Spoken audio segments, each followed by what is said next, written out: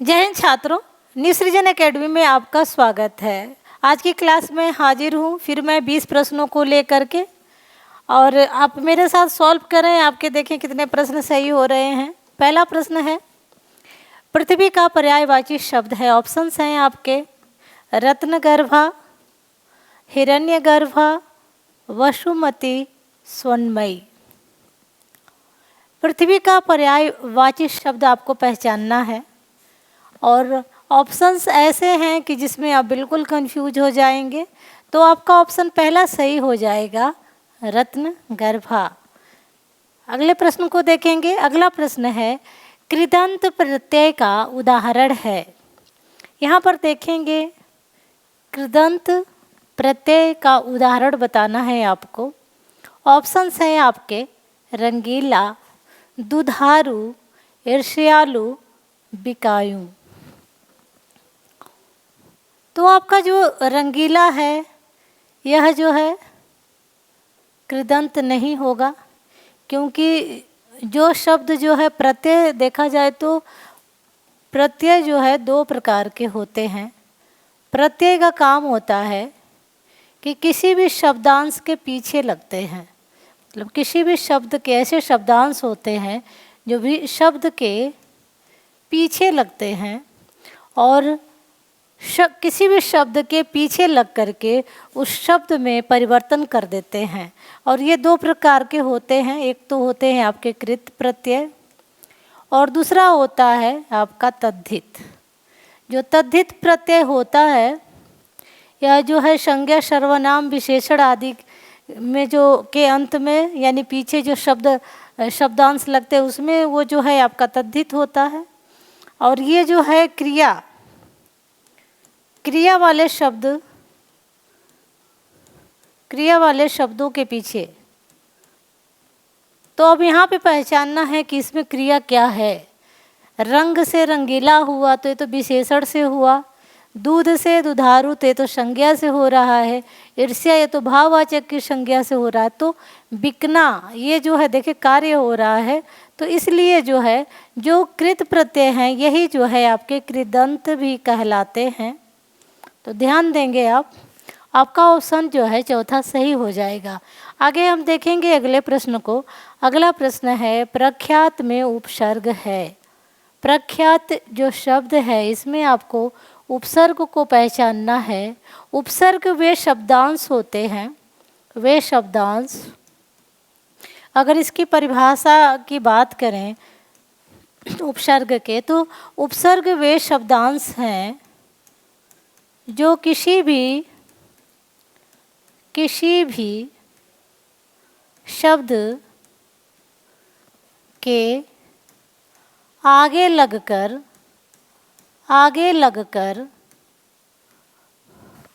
उस शब्द के अर्थ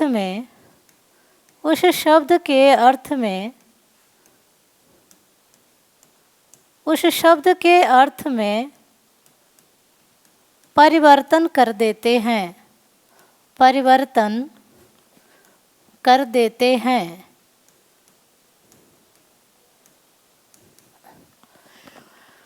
उपसर्ग वे शब्दांश हैं जो किसी भी शब्द के अग्रभाग में आगे लग करके, प्रथम भाग में लग करके उस शब्द के अर्थ में क्या करते हैं, परिवर्तन कर देते हैं। अब यहाँ पे आपको देखना है कि प्रख्यात, तो उपसर्ग जो है यहाँ पे आपका प्र है, तो ऑप्शन आपका पहला सही हो जाएगा, ना कि ये जो है परी, ये भी गलत हो जाएगा। ये सब तो आपका पीछे का प्रत्यय है। आगे हम देखेंगे, अगला शब्द है रुपया।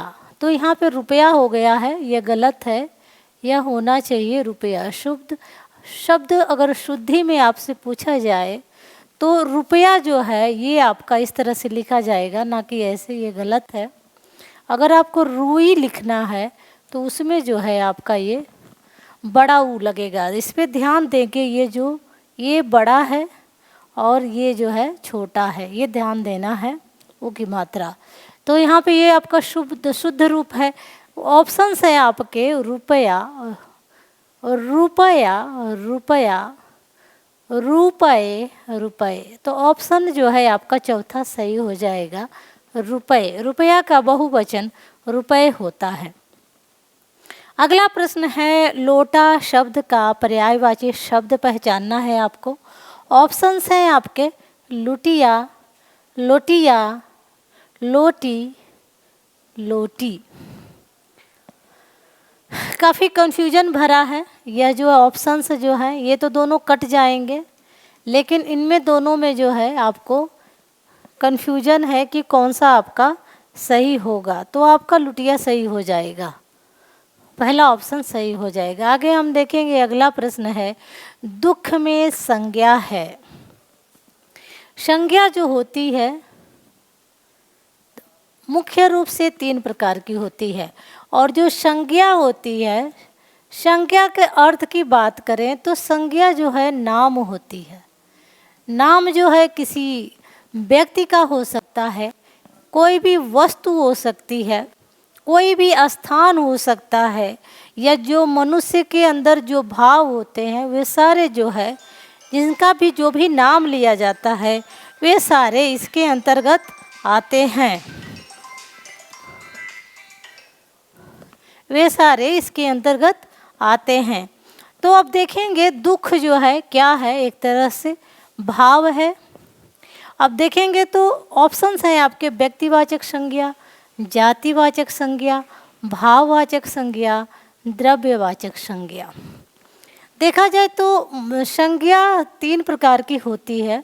मैंने याद कराने के लिए आप लोगों को ट्रिक बताई हुई है कि अगर आपको ये याद नहीं होता है, कन्फ्यूजन अगर आपका हो जाता है कि कहीं कहीं ये जो है पूछा जाता है, इसके 5 भेद बताए जाते हैं, लेकिन मुख्य रूप से जो संज्ञा होती है वह जो है 3 प्रकार की होती है।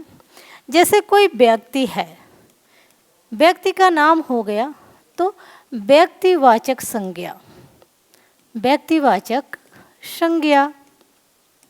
अब जो कोई व्यक्ति होगा तो उस व्यक्ति की कोई ना कोई जाति होगी, जैसा कि बना दिया गया है समाज में, जितने भी व्यक्ति होते हैं उनकी कोई ना कोई जाति होती है।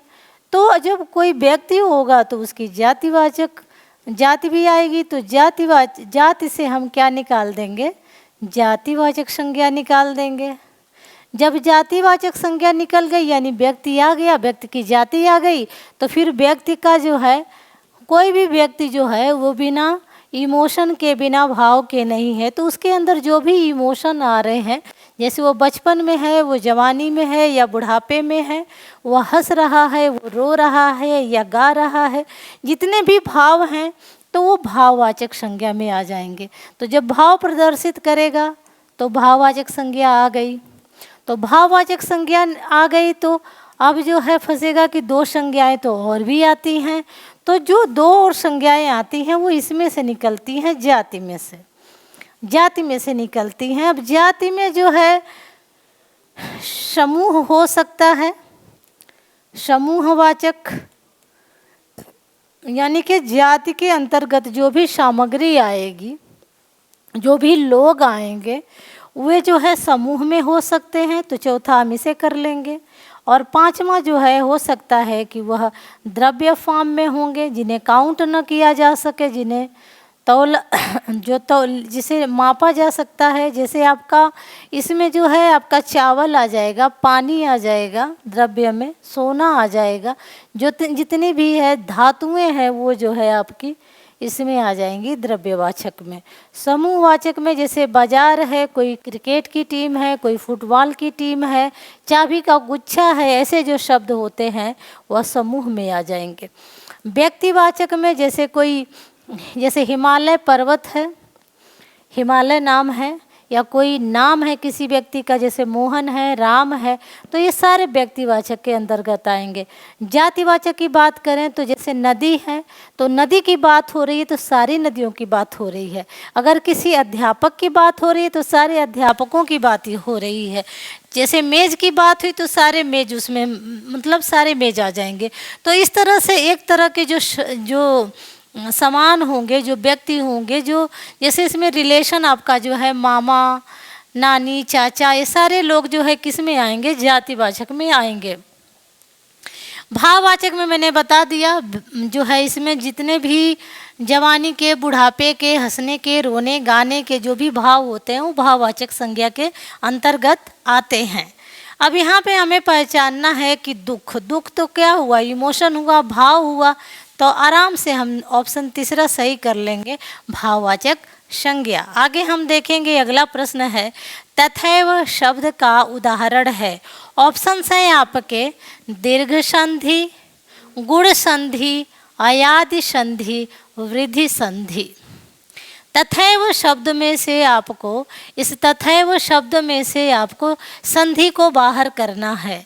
तो अगर देखेंगे, अगर जिसमें अ की मात्रा आ जाए या फिर जो है औ की मात्रा आ जाए, किसी भी शब्द के बीच में अगर अ की मात्रा आती है और या औ की मात्रा आती है, जैसे आपका शब्द है एक, या होगा वनौषधि,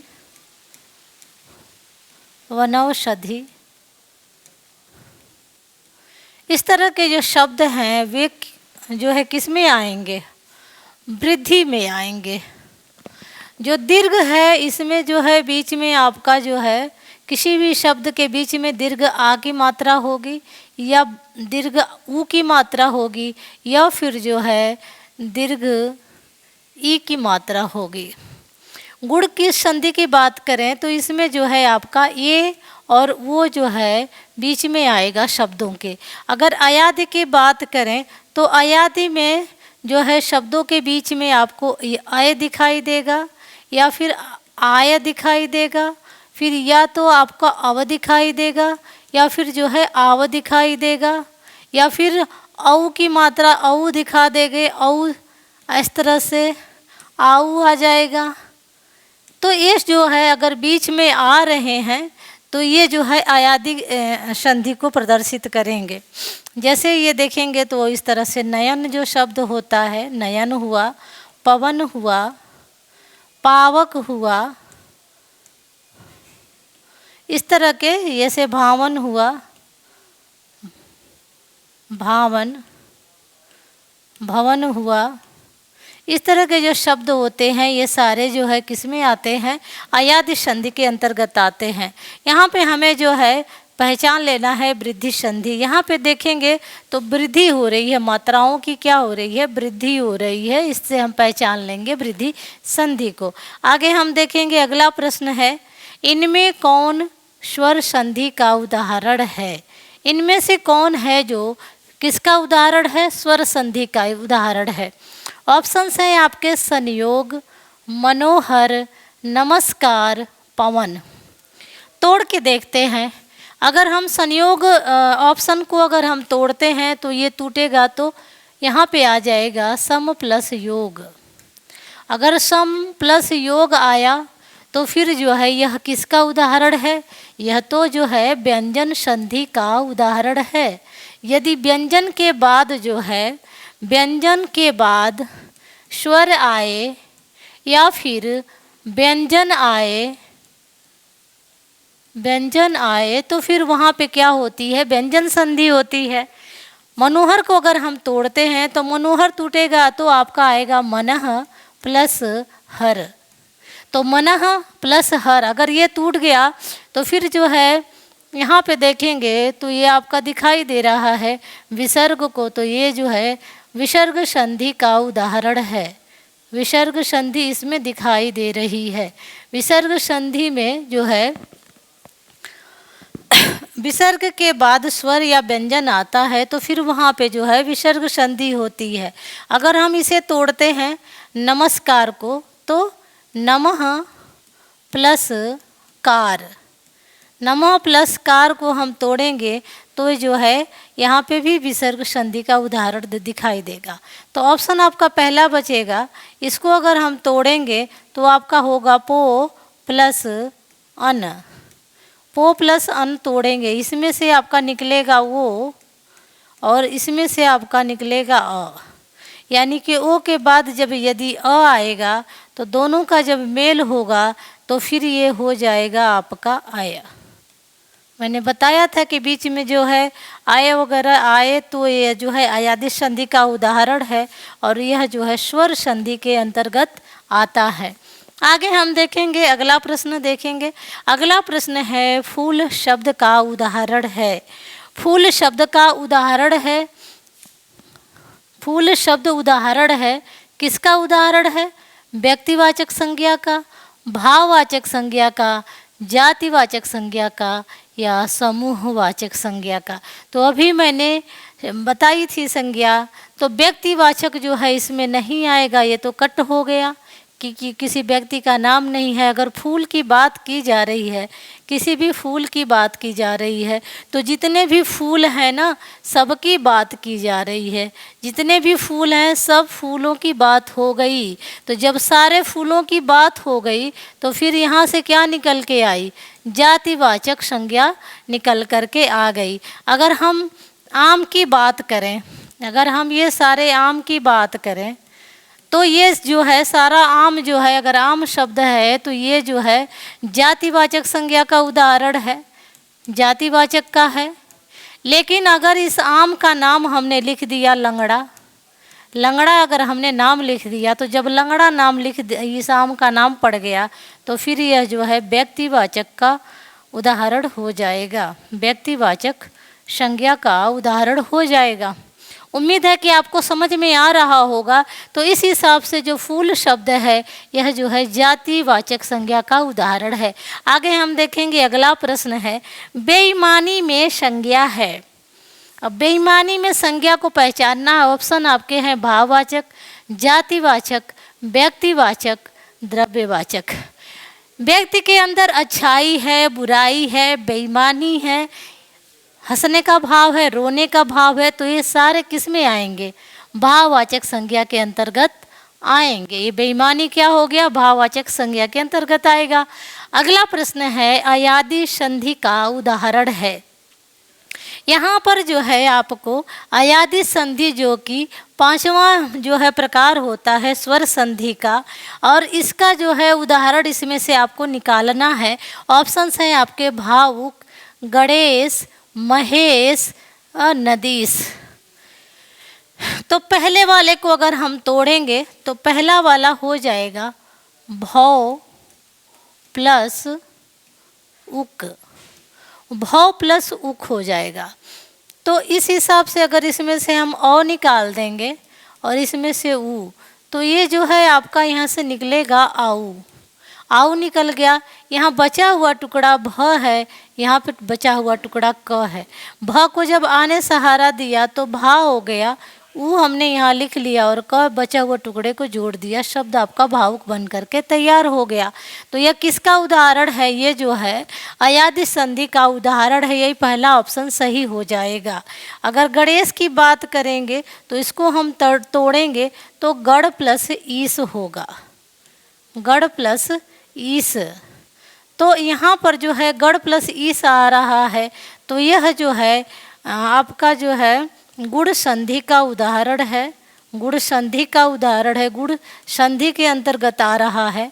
अगर महेश की बात करें तो महा प्लस ईस, महा प्लस ईस जो है ये भी जो है गुण संधि के अंतर्गत आ रहा है। नदीस की बात करें तो नदी प्लस ईस, नदी प्लस ईस। तो यहाँ पे जो है कैपिटल ई है और यहाँ पे भी कैपिटल यानी बड़ी ई है, दोनों को प्लस करके भी कैपिटल ई हो रही है। तो जिन भी मैंने बताया था कि जिनके भी बीच में आपका दीर्घ आ रहा है, दीर्घ ई आ रही है या फिर दीर्घ ऊ आ रहा है, तो यह जो है दीर्घ संधि का उदाहरण है, दीर्घ संधि का उदाहरण है। आगे हम देखेंगे, अगला प्रश्न है अयोगवाह का उदाहरण है। अयोगवाह का उदाहरण है, आपको पहचानना है। ऑप्शन हैं आपके विसर्ग संधि, संयुक्त संधि, ऊष्म संधि, नवविकसित संधि। अयोगवाह को पहचानना है कि अयोगवाह इसमें से कौन सा है। ऑप्शन हैं आपके विसर्ग, संयुक्त, ऊष्म, नवविकसित। तो अयोगवाह को हम देख लेंगे। आपका जो है अयोगवाह होता है अंग और अह। अंग और अह जो है स्वर में जो 11 स्वर होते हैं, 11 स्वर और इसके अलावा दो जो है अयोगवा होते हैं, अयोगवा जो कि न स्वर होते हैं ना ही वह जो है व्यंजन होते हैं, क्योंकि जब वो स्वर में आते हैं तो व्यंजन का कार्य करते हैं, जब वो व्यंजन में जाते हैं तो स्वर का काम करते हैं। तो इसलिए जो है इनको हम क्या कहते हैं, अयोगवाह कहते हैं। और यही दोनों जो है जब मिल जाते हैं तो अगर आपसे प्रश्न पूछा जाता है कि कुल स्वर कितने हैं, तो कुल स्वर आपके 13 हैं। प्रश्न आपसे पूछा जाए कि स्वर कितने हैं, तो स्वर आपके 11 हैं। प्रश्न आपसे पूछा जाए कि कुल स्वर कितने हैं, तो कुल स्वर आपके 13 हैं। प्रश्न आपके पूछा जाए कि अयोगवा कौन से हैं, तो आपका अयोगवा जो है अंग और अ है। तो अंग जो है यह जो है आपका अनुस्वार है, ये आपका अनुस्वार है, जो कि अनुस्वार और प्लस अनुनासिक के रूप में इसका प्रयोग किया जाता है। अनुनासिक के रूप में इसका जो है प्रयोग किया जाता है। तो ऑप्शन में जो है, और ये जो है आपका जो है विसर्ग के नाम से जाना जाता है।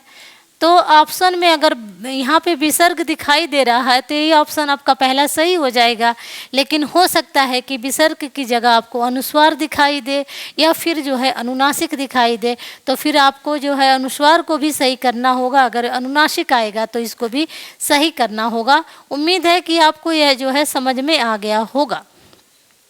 अगर हम संयुक्त की बात करें तो संयुक्त जो है आपके आते हैं छ, त्र, ज्ञ और श्र। अगर हम उसमें की बात करें तो जिनके उच्चारण में मुख से जो है प्राणवायु, गर्म वायु निकलती है, उसे हम ऊष्म व्यंजन कहते हैं और इनकी संख्या 4 होती है। 9 विकसित की बात करें तो 9 विकसित आपके ड़ और ढ हैं और इनको जो है कई सारे नामों से जाना जाता है। जैसे इनको हम जानते हैं एक तो नवविकसित के रूप में, उसके अलावा हम इनको जानते हैं अतिरिक्त व्यंजन के रूप में, और हम इसको जानते हैं उत्क्षिप्त व्यंजन के रूप में। इसके अलावा हम इनको जानते हैं ऊष्म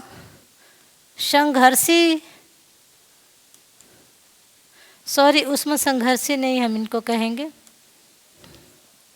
इनको हम कहते हैं नवविकसित व्यंजन, अतिरिक्त व्यंजन और उत्क्षिप्त व्यंजन, और इसके अलावा हम कहते हैं द्विगुण व्यंजन। ये 4 नामों से इनको बुलाया जाता है। इनकी संख्या तो 2 होती है, लेकिन नाम इनके लगभग 4 होते हैं। चारों नाम से अलग अलग आपसे पूछा जा सकता है।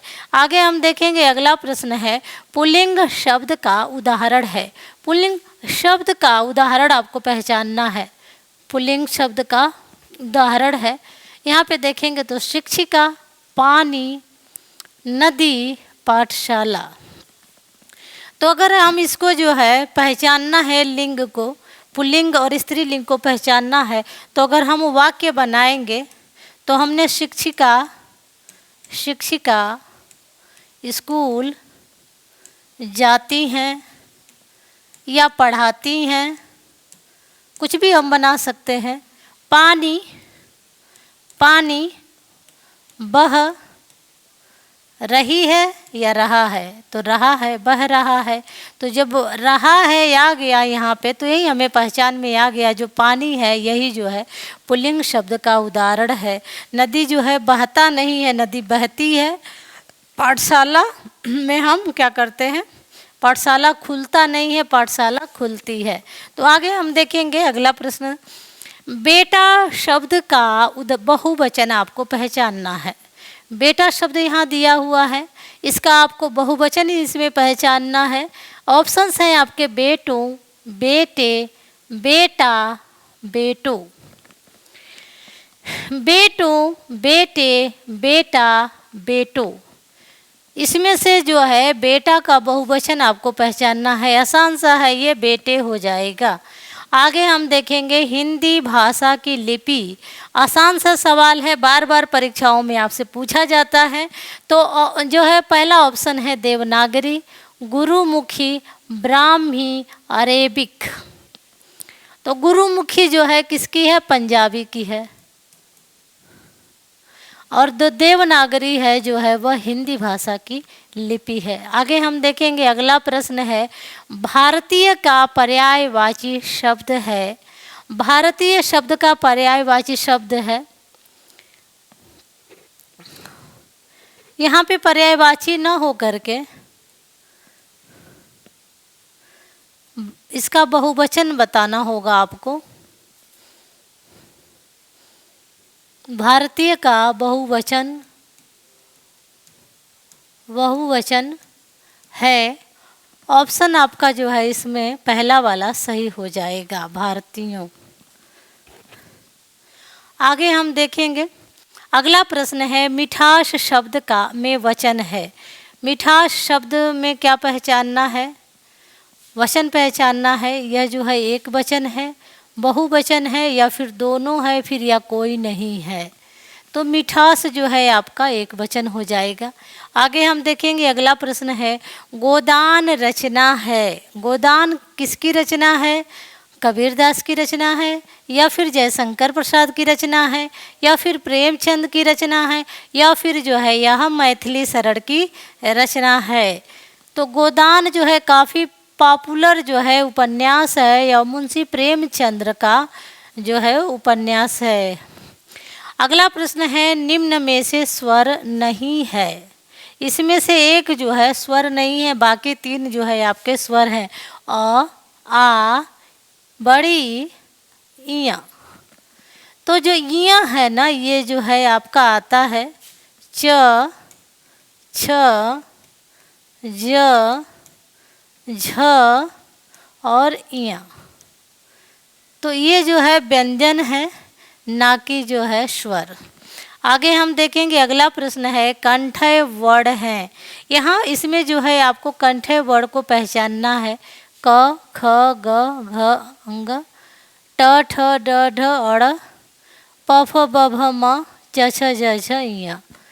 तो ये जो है मैंने बिल्कुल आपको रटवा दिया था। जो पहली वाली जो रे होती है क, ख, ग, घ वाली, यही जो है आपकी कंठय होती है। जो ये होती है आपकी ट, ठ, ड, ढ वाली, ये जो है आपकी मूर्धन्य होती है। प, फ, ब, भ वाली जो होती है आपकी ओष्ठ्य ध्वनि होती है, यानी कि ओष्ठ्य से बोली जाती है। जो च, छ, ज, झ होती हैं यह जो है तालव्य होती हैं, क्योंकि जो है यह ध्वनियाँ ताल से बोली जाती हैं। तो आज के जो है ये 20 प्रश्न आपके काफ़ी जो है परीक्षाओं के लिए काफ़ी महत्वपूर्ण प्रश्न हैं।